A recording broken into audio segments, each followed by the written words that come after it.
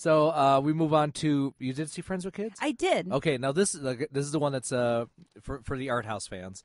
Adam Scott and Jon Hamm, Kristin Wiig, Edward Burns, Megan Fox, among others. Maya Rudolph, who was interviewed on Fresh Air yesterday, and this is something that we've sort of had plot lines of before, of the friends who are they're platonic friends, but then something involving birth comes into play and things get complicated. I know Madonna butchered this storyline, and then there was the weird Jason Bateman, Jennifer Aniston sperm movie, The Switch.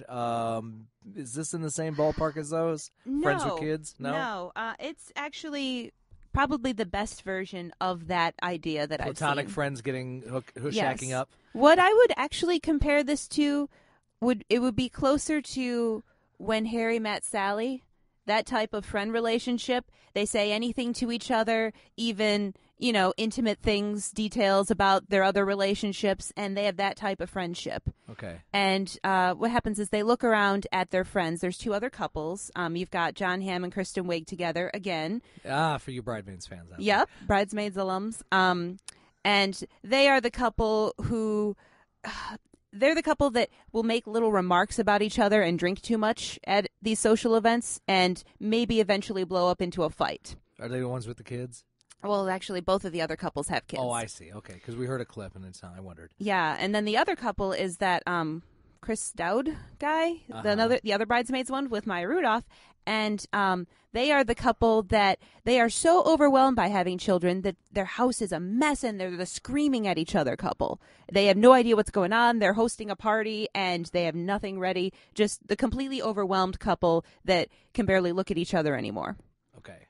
So then you have our main two friends who aren't in a romantic relationship with each other, but they see what's happened to their friends who are and say, wow, this is apparently what having kids does to you. You might have one of these two scenarios, which seem really overwhelming.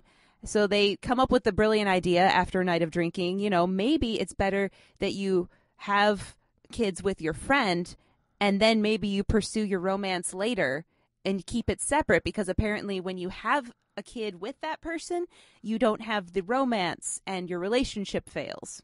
This is based on the evidence they are seeing with their friends. Okay.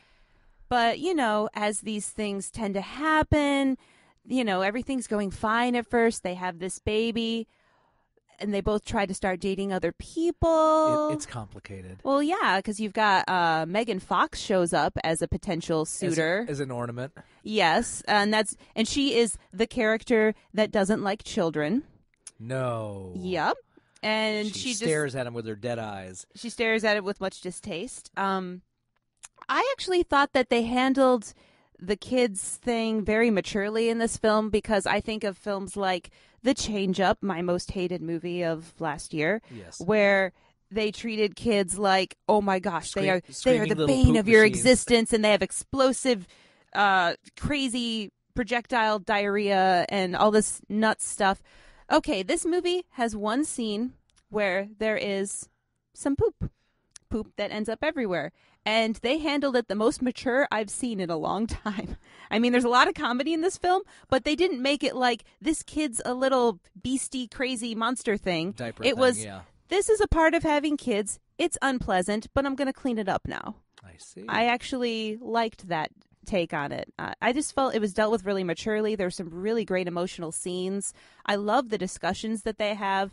And there were some moments where I'm like, oh my gosh, this does remind me of the first time I saw When Harry Met Sally as far as the connection here. The one thing I didn't like, the lines when the movie ends. I will tell you those lines of dialogue during a break if you like. We'll see. We will see. So we got a response to that, sir. Now that was a good movie. Okay, so we got one good, one not hella bad, and one that's a lot of fun. So yeah, I think you should see either John Carter or Friends with Kids, depending on the mood you're in. Or Neil Simon's Rumors has got to strike exactly. If you'd like to see the live action, it's right in person, and it's a Neil Simon play not made into a movie. Sorry, it's better than 3D because it's actual people. Yes, the original 3D, which is what? Oh, right. It's just living. Okay, like every day. And youth is wasted on people. You know what? Sorry. I had some super serious 3D once at a play. I went and saw Les Mis, and they threw the newspaper at me, and I took it home. I don't do that. The French We don't newspaper. do all that drama over toast. Yep. All right, we're going to take a short break, and then we'll get to what is new on Blu-ray and DVD. You're listening to Film Sociology, a film talk show here on WFYI, HD to the Point, and WFYI.org. If you like this review, go to my site at hauntedflowerreviews.com. I also have a podcast on iTunes. Please leave me ratings and comments. Also, we have a store, hauntedflower.com, where you can find the best online apparel and accessories from movies, TV shows, anime, and more. You can find us on Facebook at facebook.com/hauntedflower, and that's where we have all of our contests too, so you can win free stuff.